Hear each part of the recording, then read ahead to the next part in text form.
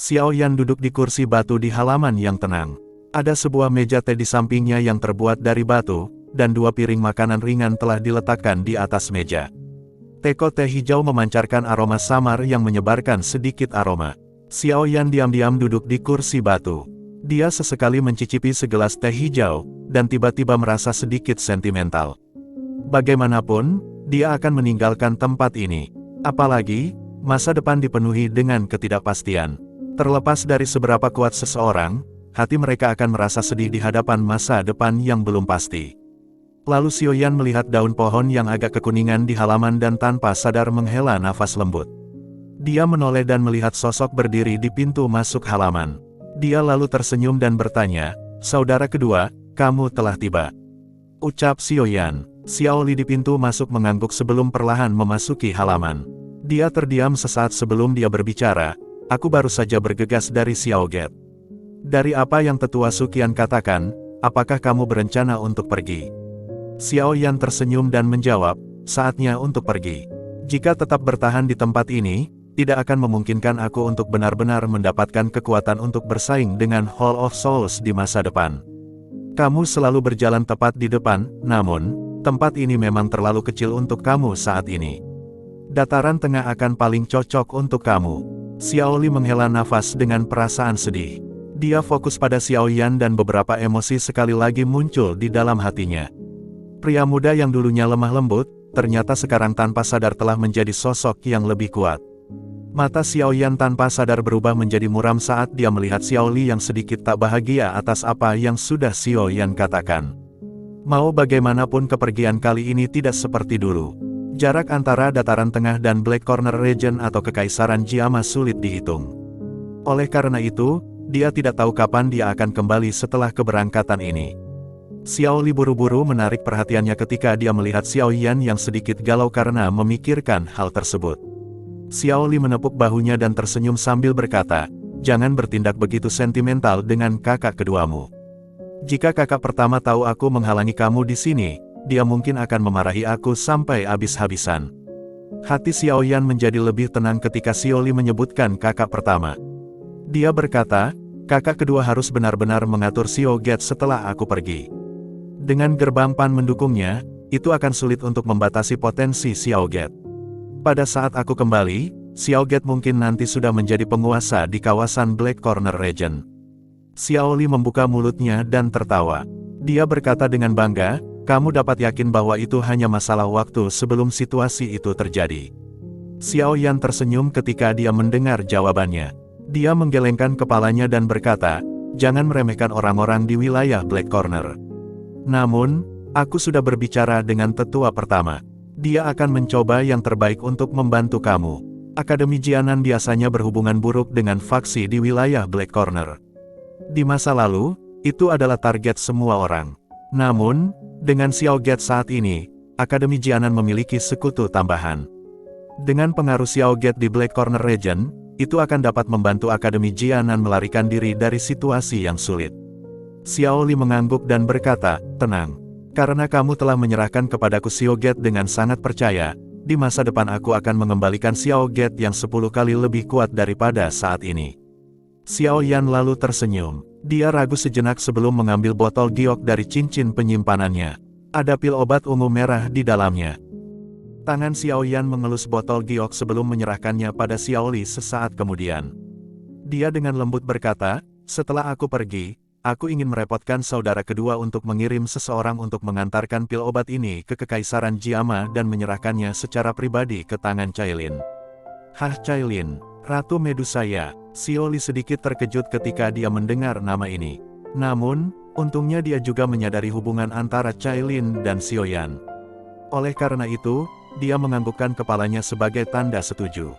Dia tidak menanyakan alasannya ketika dia menerima pil obat dan dengan hati-hati menempatkannya di dalam cincin penyimpanannya. Dia berkata, "Saudara ketiga, tolong yakinlah bahwa aku akan menyerahkan ini secara pribadi kepada Kekaisaran Jiama ketika aku punya waktu luang nanti." Xiao Yan tersenyum dan mengangguk. Lalu dia dengan lembut berkata, "Selain itu kamu harus lebih sering berhubungan dengan kakak pertama." Aliansi Yan berkembang sangat pesat di Kekaisaran Jiama. Dengan adanya Cailin bergabung, Hall of Souls akan merasa sulit untuk mencelakai aliansi Yan kecuali para ahli sejati Hall of Soul terlibat. Setelah kekuatan Xiogate meningkat di masa depan, kita akan dapat menduduki timur dan barat dengan aliansi Yan. Pada saat itu, kedua faksi ini akan mendominasi wilayah barat laut ini. Xiao Li mengangguk. Dia melihat Xiao Yan dan bertanya, kapan kamu akan kembali setelah meninggalkan tempat ini? Xiao Yan terdiam sejenak. Dia segera menggelengkan kepalanya dan dengan lembut berkata, aku tidak tahu pasti kapan waktunya. Lalu Xiao Li bertanya kembali, kapan kamu akan berangkat? Xiao Yan menjawab, kemungkinan aku akan berangkat besok. Xiao Li tanpa sadar tertawa terbahak ketika mendengar ini. Dia melangkah maju dan dengan kasar memberi Xiao Yan pelukan yang sangat erat. Tangannya dengan paksa menepuk punggung Xiao Yan saat dia berkata, anak kecil, jagalah dirimu baik-baik. Ingat kata-kata kakak pertama, klan Xiao tidak dapat melakukannya tanpamu. Menyelamatkan ayah juga sesuatu yang hanya bisa kamu raih. Mendengar suara Xiao Li tiba-tiba menjadi jauh lebih serak, mata Xiao Yan tanpa sadar berubah menjadi merah lebam. Saudara kedua, kamu juga harus berhati-hati, ucap Xiao Yan. Sinar matahari yang hangat tersebar dari langit keesokan harinya dan bersinar di pintu masuk Akademi Batin. Sekelompok kepala manusia yang padat bergerak ke sana. Banyak tatapan menatap bukit kecil di luar pintu. Beberapa sosok berdiri tegak di tempat itu. Setelah itu Xiao Yan berkata, tetua pertama, kakak kedua, tidak apa-apa antar saja Xiao Yan sampai depan gerbang. Xiao Yan melihat Suqian dan Xiao Li di pintu masuk sebelum sekali lagi melihat Wu Hao dan banyak siswa Akademi Batin di belakangnya. Dia tanpa sadar tersenyum dan berbicara dengan suara yang sangat jelas. Melihat wajah pemuda berjubah hitam yang dipenuhi dengan senyum hangat, Suqian juga merasa agak sentimental. Dia berkata, ada banyak di antara kamu. Xin Lan juga belum mencapai kelas Dou Wang dan tidak bisa terbang. Oleh karena itu, kamu harus menggunakan Griffon ini. Sosok hitam besar membawa teriakan elang saat perlahan turun dari langit setelah suara Suqian terdengar. Elang tersebut mengepakkan sayapnya yang sangat besar, membawa angin liar yang menyebabkan pepohonan kecil di sekitarnya tersapu. Terima kasih banyak tetua Suqian, ucap Xiao Yan sambil menangkuhkan tangannya. Hati Xiao Yan juga merasakan kehangatan saat dia melihat Griffon ini di depannya. Setelah itu, dia menangkupkan kedua tangannya dan tersenyum berterima kasih pada Suqian. Dokter peri kecil, Xian dan Xin Lan juga mengikuti di belakangnya. Namun, untungnya ruang di atas Griffon ini cukup besar. Oleh karena itu, tidak tampak tertekan meskipun 4 orang menungganginya. Xiao Li sekali lagi berteriak keras kepada Xiao Yan untuk tetap berhati-hati dalam perjalanannya itu diiringi dengan kepakan sayap Griffon yang mulai menjauh. Dari kejauhan Xiao Yan mengangguk sedikit ke arah Xiao Li sambil berdiri di atas kepala Griffon yang sangat besar. Tatapannya segera menyapu ke semua orang. Akhirnya, dia menghirup nafas panjang dan lalu melambaikan tangan. Angin yang tenang mendukung Griffon itu untuk terbang lebih jauh lagi di atas langit. Ketua, selamat jalan, ucap Xiao Yan. Raungan keras dan jelas tiba-tiba terdengar dari pintu masuk akademi di bawah ini saat Griffon perlahan naik ke langit. Xiao Yan menoleh dan melihat sejumlah anggota dari gerbang Pan berteriak dengan wajah ikhlas tak ikhlas. Xiao Yan tersenyum sedikit. Dia menangkupkan tangan ke arah semua orang di bawah dan tawa yang jelas perlahan-lahan ditransmisikan ke bawah. Aku yakin kita akan bertemu lagi suatu hari nanti. Jika ditakdirkan. Sementara tawa yang jelas perlahan-lahan diturunkan dari langit, Griffon di langit telah berubah menjadi titik hitam kecil dan dengan cepat menghilang dari pandangan semua orang. Cukup banyak orang merasa sedih setelah Xiao Yan pergi. Suqian menarik tatapannya. Dia menoleh dan melihat Xiao Li di sampingnya sebelum tersenyum dan berkata, tidak perlu khawatir. Mengingat karakter anak muda itu, dia juga akan dapat bertahan dengan baik bahkan di dataran tengah. Dia adalah kebanggaan klan Xiao. Xiao Li lalu tersenyum. Kata-katanya mengungkapkan sedikit kebanggaan. Aku percaya bahwa dia juga akan menjadi kebanggaan Akademi Jianan. Suqian tertawa terbahak-bahak. Setelah itu, dia berbalik dan berjalan menuju Akademi Batin. Ketika dia berjalan, dia berkata, aku benar-benar tidak tahu situasi menarik seperti apa yang akan terjadi jika orang ini bertemu dengan kepala sekolah di dataran tengah. Sementara Griffon yang sangat besar itu mengepakkan sayapnya di langit yang jauh karena penghalang cahaya samar-samar menyebar dari tubuhnya, benar-benar menghalangi angin liar yang menerjang mereka. Xiao Yan berdiri di belakang Griffon dengan tangannya di belakang punggungnya. Tatapannya perlahan menarik diri dari arah Akademi Batin yang sudah lenyap dari pandangannya. Sesekali dia juga merasa sedih karena harus pergi. Dokter peri kecil di samping tampaknya menyadari kesedihan Xiaoyan saat ini. Dia dengan lembut berbicara, lalu mengubah topik pembicaraan sementara matanya yang cantik melihat wajah kecil Xian yang bersemangat di sampingnya. Xiaoyan juga menarik perhatiannya kembali ketika dokter peri kecil berkata, "Apakah kita benar-benar akan membawa gadis kecil ini?" Xiaoyan melirik Xian dan tanpa daya berkata, "Tetua Suqian memintaku untuk membawanya bersama." Dia mengatakan bahwa beberapa rahasia yang berkaitan dengan tubuhnya yang sebenarnya mungkin terungkap di dataran tengah. Tiba-tiba Xian membalas ocehan dokter peri kecil dan Xiaoyan, "Aku saat ini di kelas Do Huang.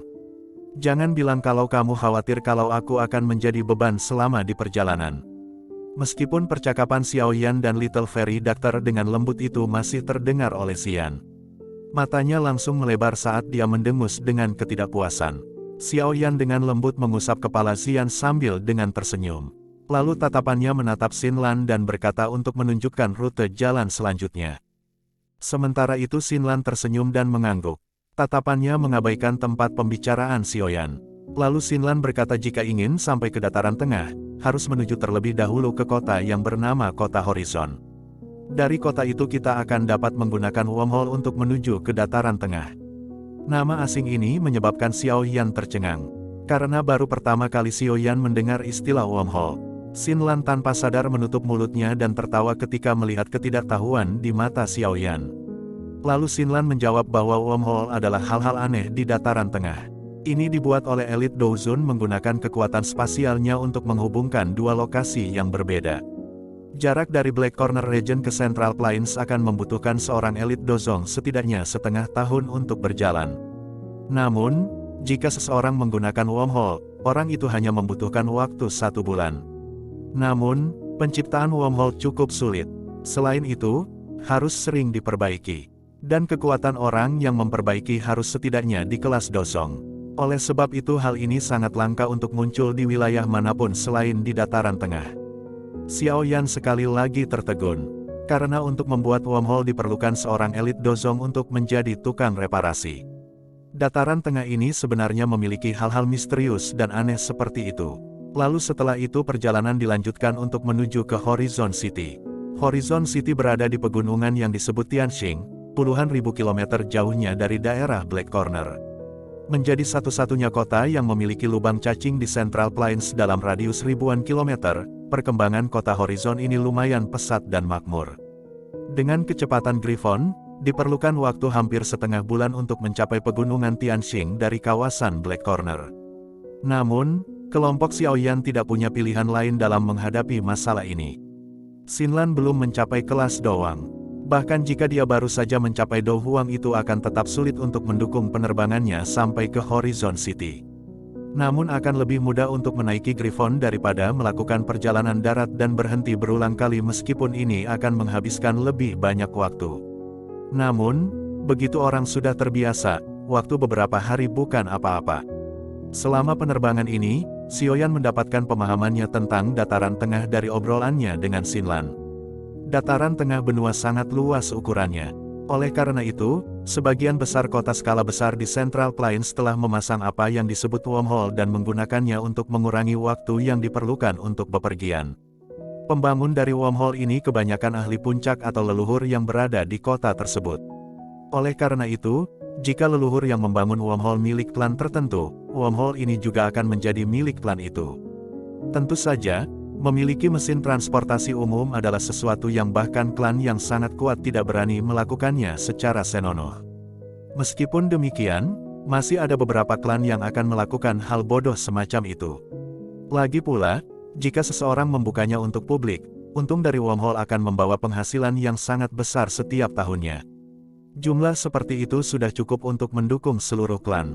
Oleh karena itu, penampilan setiap wormhole di Central Plains akan menarik mata merah dari sejumlah faksi yang tak terhitung jumlahnya.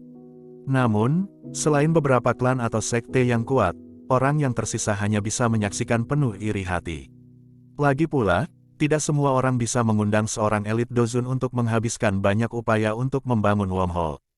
Oleh karena itu, Wormhole mewakili kekayaan dan kekuatan sebuah faksi di Central Plains.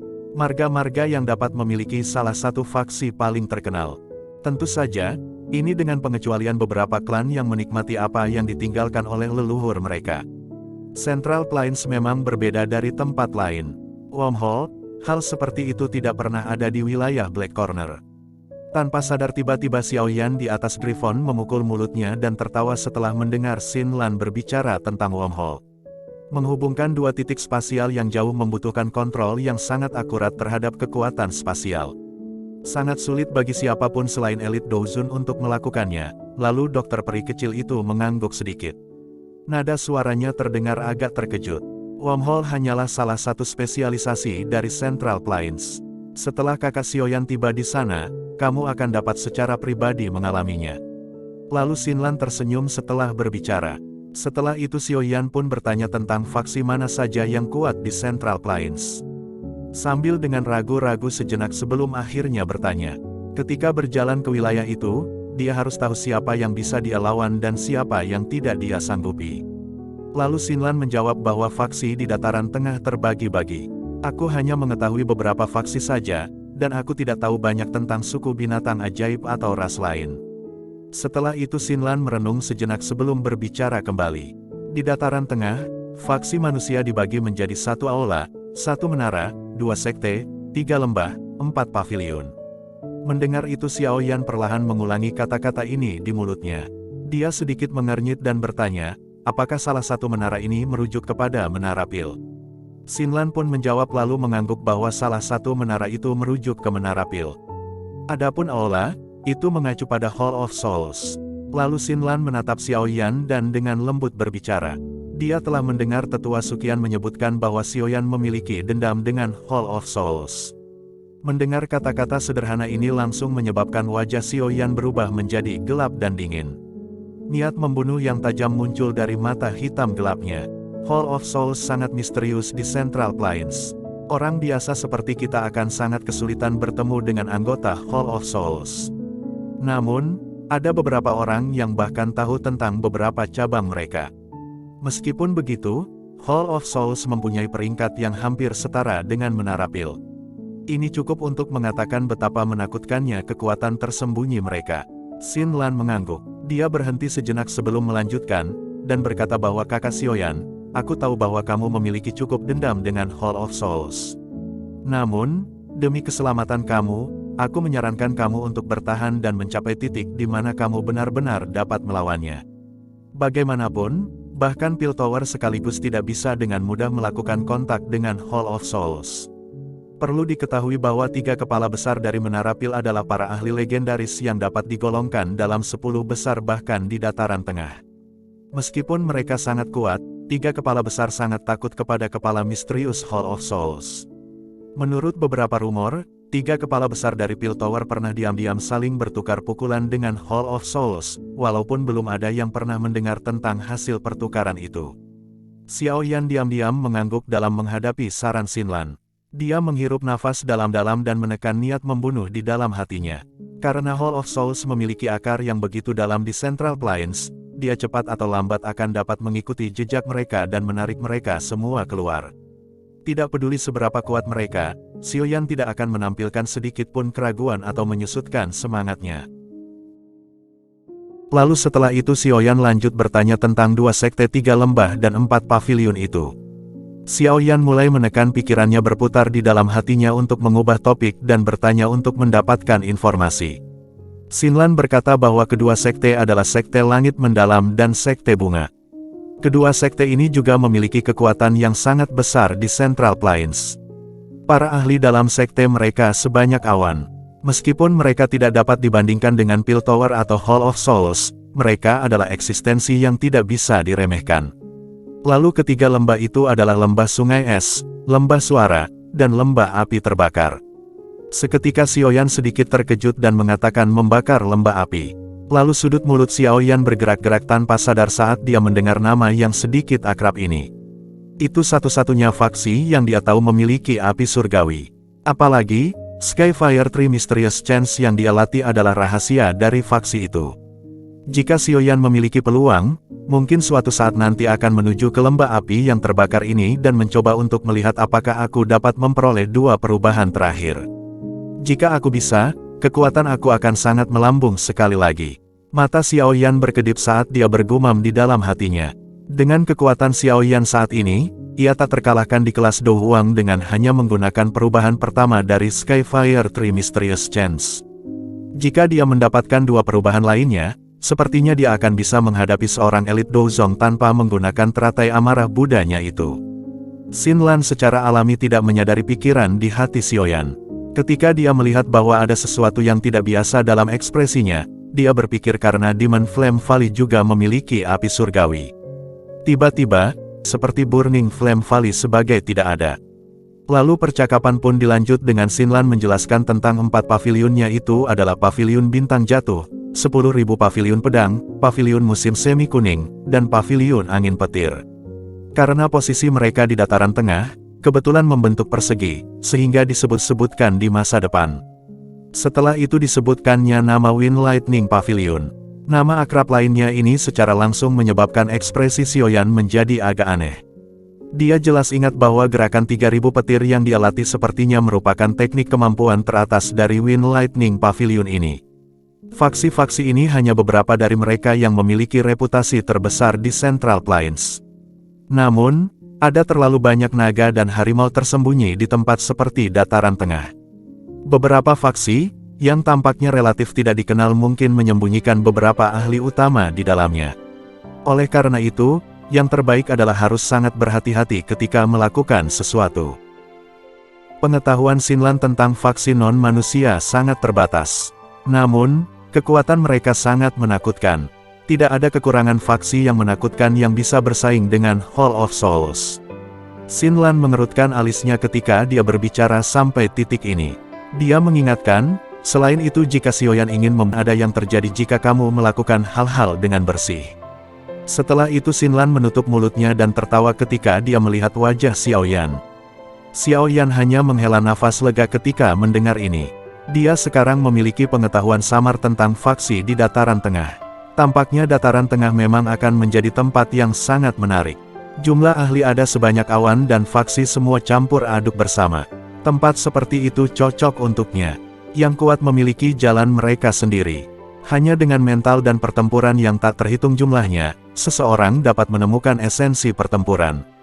Kehidupan seperti itu adalah apa yang dia inginkan.